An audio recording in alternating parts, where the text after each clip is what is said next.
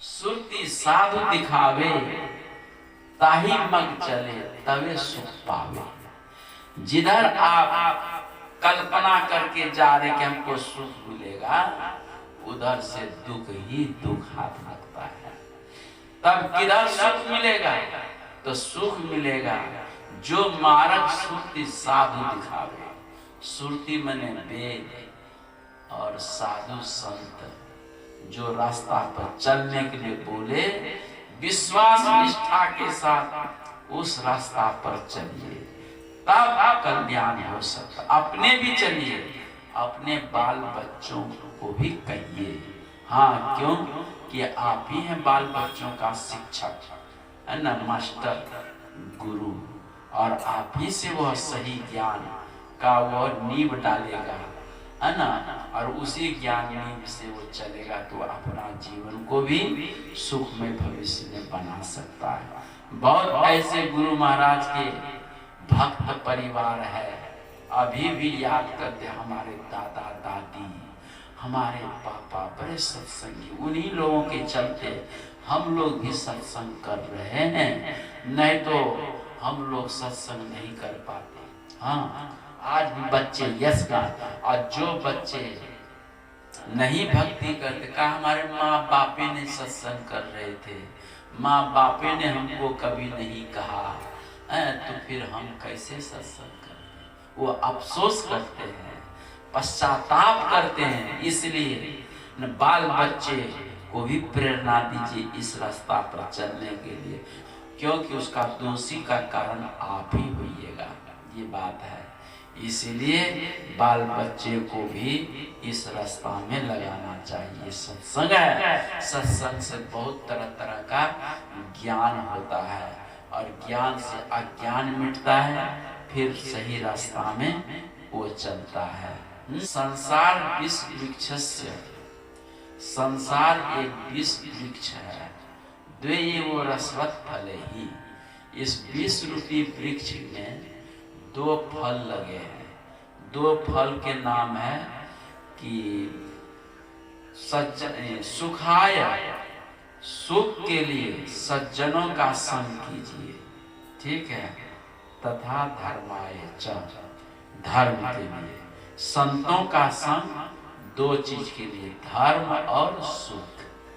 संतों का संग करेंगे सुख मिलेगा, दूसरे में धर्म की उत्पत्ति होती है, धर्म होता है, ये बात पुण्य होता है।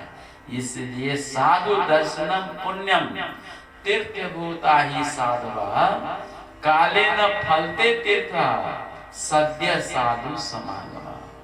कि साधु दर्शनम पुण्यम, दर्शन से स्पर्शन से पुण्य की प्राप्ति होती है, ये बात है। काले न फलते तीर्थ, तीर्थ में आप नहाएंगे, वो कालांतर में मिलेगा कि नहीं, लेकिन शास्त्र कहता है मिलेगा, ठीक है। लेकिन सत्य साधु समागम, संतों के संग करने से वो तत्काल फल मिलेगा। नहीं अम्यानि न तीर्थानि न देवा आत्मग्रह कर्म कालः, ते पुनन्ति उरु कालेन सत्य साधु समागम। ये श्रीमद् भागवत का वचन है। नहीं अम्यानी, अम्यानी कहते हैं जल को, जल से वो पुण्य नहीं मिलेगा। अरे तीर्थ में जले न होता है, तो तीर्थ से, तीर्थ के जल से आपको पुण्य नहीं मिलेगा। न देवा आत्मग्रह कर्म काला, ये लिखा है, न देवता के पूजने से, न वैसा कर्म, कर्म न यज्ञ अनुष्ठान करने से जो पुण्य मिलना चाहिए वो नहीं मिलेगा। लेकिन कहते हैं ग्रह पूजन से भी नहीं मिलेगा। लेकिन कहते हैं ते पुनन्ति उरु काले में, क्षण मात्र सत्य साधु समागम, क्षण मात्र से साधु के संग से महान फल की प्राप्ति होती है, ये बात है, महान फल की प्राप्ति होती है। इसीलिए संतों का संग, ये सत्संग है, और ये ज्ञान यज्ञ में बैठे हैं। और सत्संग श्रद्धालु लोगों को अच्छा लगता है, जो श्रद्धालु है, श्रद्धावंत है, जो श्रद्धावंत नहीं है उनको सत्संग अच्छा नहीं लगता है।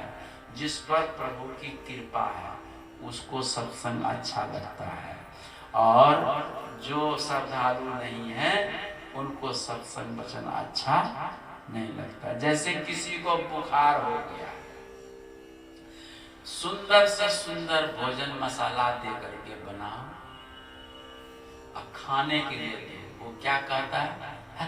अच्छा नहीं लगता है, सब्जी अच्छी नहीं है, भोजन अच्छा नहीं। क्यों भाई? बनाए तो अच्छे हो, सब मसाला डाल करके बनाए हो, और क्या कहता अच्छा नहीं है? कारण क्या? कारण है बुखार। बुखार जब तक चढ़ा रहेगा, कितना भी सुंदर से सुंदर भोजन दे दो आगे, वो कहेगा कि अच्छा नहीं लगता है, तीता लगता है। क्या लगता है? तीता लगता है। लेकिन बुखार उतरते ही वो भोजन अच्छा। वैसे ही बुखार क्या है? वो पाप है, पाप। जब तक सिर पर बुद्धि में जन्म जन्मांतरों के पाप सवार रहेगा, तब तक न सत्संग अच्छा लगेगा और न तो संत अच्छे लगेंगे, न संतों के वचन अच्छे लगेंगे। इसीलिए कहा है, पूर्व जन्म के पाप ते हरि चर्चा न सुहाय, ज्यों जोर के ताप से भूख की रुचि जाए। ये उदाहरण संतों ने लिखा है कि पूर्व जन्म के पाप के कारण हरि चर्चा न सुहाय। हाँ, ज्यों ज्वर के ताप से भूख की रुचि जाए। ज्वर मने बुखार, बुखार के कारण रुचि नहीं होती है, वैसे पाप के कारण सत्संग में भी मन नहीं लगता है, मन चंचल इधर से उधर भागता है। ये जो पतिव्रता नारी होती है, अपने पति की प्रशंसा सुनकर बहुत खुश होती है, अपने पति की बड़प्पन है ना, बड़ाई ख्याति यश सुनकर बड़े प्रसन्न होती है। लेकिन जो उल्टा नारी है, उल्टा नारी जो है और पति की प्रशंसा उसको अच्छी नहीं लगती। याद रखना, पतिव्रता को अच्छी लगती, लेकिन उल्टा को पतिव्रता का यश अच्छा नहीं लगता। वैसे ही जो भक्त होते हैं, भगवान संत साधु की चर्चा दर्शन अच्छे लगते हैं। जो भक्त नहीं है उनको अच्छा नहीं लगते। बात समझ में आई? यही है, भक्त बनो, भक्त बनो तब अच्छा लगेगा। अंदर की कुरीतियों को, कुरिवाजों के है ना, कुछ सी वासनाएं भावनाएं सब विचारों को दूर करो, तब देखो संत कितने अच्छे लगते हैं, अमृत लगते हैं, अमृत। हाँ, अमृत लगते हैं संत महात्मा। और बहुत ऐसे लोग हैं कि घर द्वार छोड़ के संतों की खोज में जाते हैं। हाँ, कहाँ मिलेंगे? पहाड़ों में, जंगलों में खोजने जाते हैं संत लोग, संतों को। हाँ, समाज में तो नहीं मिलेंगे, इसलिए जाते हैं एकांत देश में। बड़े बड़े जो जिज्ञासु श्रद्धालु लोग जाते संतों की खोज में, क्योंकि वहीं से सच्चा मार्ग मिलता है। सच्चा मार्ग में है ना, संतों के ही जमात से मिलता है। एक बार की बात है, नानक देव जी के पिताजी 20 रुपया दिए, का जाओ बाजार से सामान खरीद के लाओ। नानक देव जी के पिताजी दुकानदारी करते थे, तो गए, जाने लगे। तो जाते जाते देख रहे कि बीच में संतों की मंडली एक बगीचा में ठहरी है। संतों को देखकर नानक देव बड़े प्रसन्न हो गए, प्रसन्न हो गए। और संतों के बीच में जाते ही पता लग चला कि संत लोग भूखे हैं, इनके पास पैसा भी नहीं है, आटा चावल दाल आलू भी नहीं है। तो 20 रुपया का वो दाल चावल आटा चीनी सब कुछ खरीद कर लाकर संतों को दे दिए। संत लोग बनाए खाए। शाम को वह जब घर आए तो पिता ने पूछा कि 20 रुपया दिया था सौदा खरीदने, तो कहाँ है सौदा? का आज सब दिन हम पिताजी कच्चा सौदा खरीदते थे, आज हमने आज पक्का सौदा खरीदा है। कहा कि पक्का सौदा? हाँ। का वो पक्का और सच्चा सौदा कहाँ है? का वो दिखाने लायक नहीं, यदि देखना चाहते तो मेरे साथ चलिए। तो नानक देव जी के चलते उनके पिता भी सच्चा सौदा, वो संत है, संतों की मंडली में लेके गए कि पिताजी इन्हीं संतों के सेवा में हमने 20 रुपया को लगा दिया है। तो मनुष्य जीवन में जिस दिन आप तन मन धन को लगाया उसी दिन का आपका सच्चा सौदा हो गया। और जिस दिन आपने तन मन धन को संसार में लगाया वो कच्चा सौदा में लगाया। किसमें? क्योंकि शरीर भी कच्चा, संसार भी कच्चा और संत पक्का है। तो पक्का सौदा में ये कच्चा धन, कच्चा तन, कच्चा मन लग गया तो कितना बड़ा पुण्य हो गया। इसलिए आप लोग कल से सच्चा सौदा कर रहे हैं, ये सच्चा सौदा कर रहे हैं। हाँ, ये सच्चा सौदा आपको अन्य मार्गों से बचाएगा, नरकादि द्वारों में जाने से बचाकर मोक्ष के द्वार में लेके जाएगा। ये सच्चा सौदा है। सच्चा सौदा यही सत्संग में मिलता है ना। प्रभु का ज्ञान ही तो सच्चा सौदा है। इसमें बड़ा सुख शांति मिलती। इसलिए मोक्ष द्वारे द्वारपाला चत्वारा प्रकृतिता सम विचारा संतोषा चतुर्थ साधु संगम। मोक्ष के द्वार पर 4 द्वारपाल रहते हैं, सम, विचार, संतोष, चतुर्थ साधु संग। संतों का संग, तो संतों का संग करेंगे आध्यात्म ज्ञान बढ़ेगा। तो ज्ञान अधिक्यात सुखम, ज्ञान बढ़ने से सुख की प्राप्ति होती है। तो ये ज्ञान यज्ञ में बैठे हैं, अज्ञान दूर होता है, ज्ञान बढ़ता है। और इस ज्ञान से फिर संतोष, यदृच्छाला वो संतुष्ट ये नहीं। जो कुछ मिल गया प्रभु को धन्यवाद दे रहे हैं। प्रभु मैंने इतना सोचा भी नहीं था, हमको मिल गया, बहुत मिल गया। दुकान में बैठे 200 रुपया मुनाफा हुआ, कहा प्रभु हम तो इतना उम्मीद भी नहीं किए थे, 200 रुपया हो गया, ये संतोष है। और कहीं तुम इच्छा लेके बैठे हो, हुआ 200 रुपया का 500 रुपया हो जाता ना, तो अमुक काम हो जाता है। अब इस इच्छा के कारण न 500 रुपया होगा और न तुमको सुख मिलेगा, है वो दुख में ही जीवन बिताता है। किसान भी दुखी सुखी होता है ना।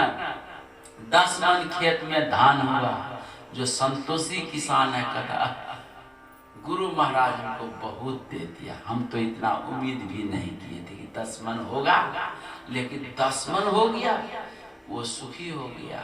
और वहीं पर पड़ोस में किसान है, हुआ 10 मन, 15 मन हो जाता तो बड़ा अच्छा, अमुक काम हमारा हो जाता।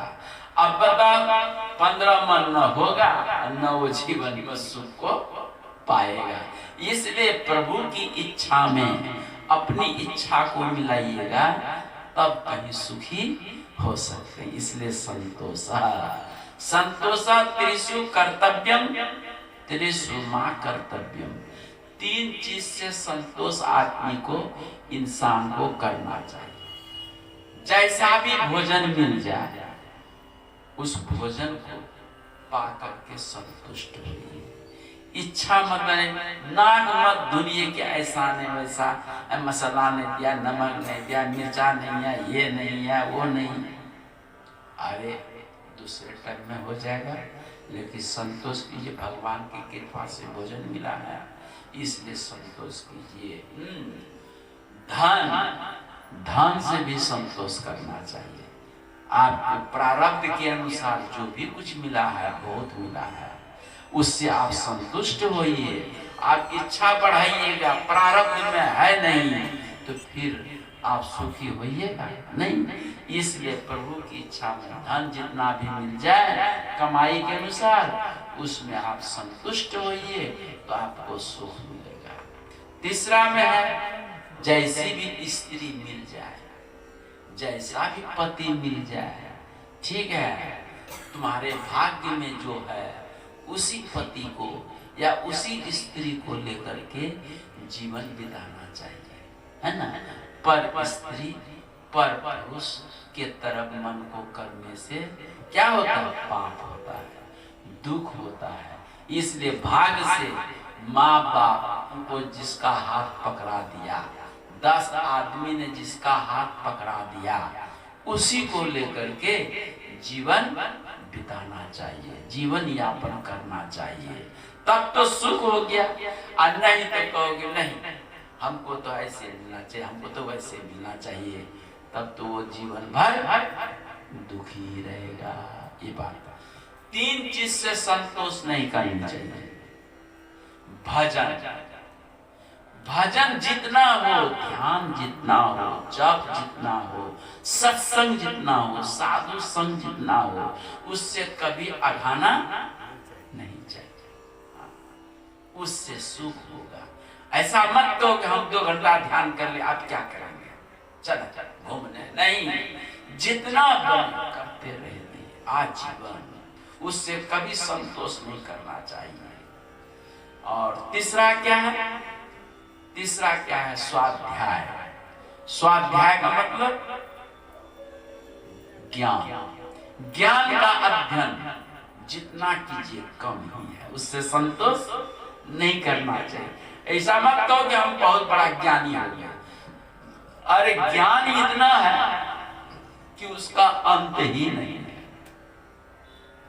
ज्ञान इतना है, इंद्र अपने आयु को लेकर बृहस्पति के पास 1000 वर्ष तक अध्ययन किया, देवता की आयु लेकर। तो इंद्र ने पूछा कि गुरुदेव विद्या और कितनी है? कहा कि विद्या कितनी है, तूने अभी कुछ भी नहीं सीखा। चल समुद्र के तट पर, समुद्र के तट पर गए, एक कुश डुबा करके सूखी जमीन पर झाड़ दी, एक बूंद पानी गिरा। कहा कि 1000 वर्ष तक तूने एक बूंद सीखा है, और विद्या का समुद्र देख रहे हो कितना लंबा चौड़ा है। वैसे ही संतोष नहीं करना चाहिए। स्वाध्याय मां परमदितव्यम, ये वेद में उपनिषद में, तैत्तिरीय उपनिषद में लिखा, स्वाध्याय मां परमदितव्यम, स्वाध्याय से परमाद नहीं करना चाहिए विद्यार्थी को। और हम आप भी विद्यार्थी, सत्संगी को भी, हाँ, स्वाध्याय से परमाद नहीं, आलस नहीं करना चाहिए। ये बात है। फिर आगे बतलाते हैं तीसरा। तीसरा क्या है? तीसरा है दान। जितना भी कुछ आपके पास है उसमें से 10वांश या 16वांश रोज निकाल के रखिए। कोई योग्य हो किसी शुभ काम में उसको लगा दीजिए, मांगे या न मांगे उसको लगाते रहिए, दान करते रहिए। दान करने से धन घटता नहीं, बढ़ता है। धर्मात् धनम, धर्म करने से धन बढ़ता है, घटता नहीं है। करके देखिए। लेकिन आप गुना भाग घटा जोड़ करिएगा तो दान आप नहीं कर सकते हैं। हाँ, कि इस काम को हम इसमें दान दे देंगे तो फालतू होगा, इस पैसा से तो हम कुछ और ही काम कर लेंगे, समझे? तो वो आदमी कभी भी धर्मात्मा पुण्यात्मा नहीं हो सकता है। इसीलिए अपने दान असली होता है, पेट काट करके भी दान किया जाता है। हम भूखे, कोई अतिथि आ गया, उसको हमने खिला दिया, सबसे बड़ा दान इसीलिए दान से कभी संतोष इंसान को नहीं करना चाहिए। दान से संतोष कभी भी नहीं करना चाहिए। ये तीन बातों पर ध्यान दीजिएगा। इसीलिए संतोष त्रिषु संतोष कर्तव्यम, जब ज्ञान अत्यधिक होता संतोष आया, अब तीसरा में विचार उत्पन्न होता है।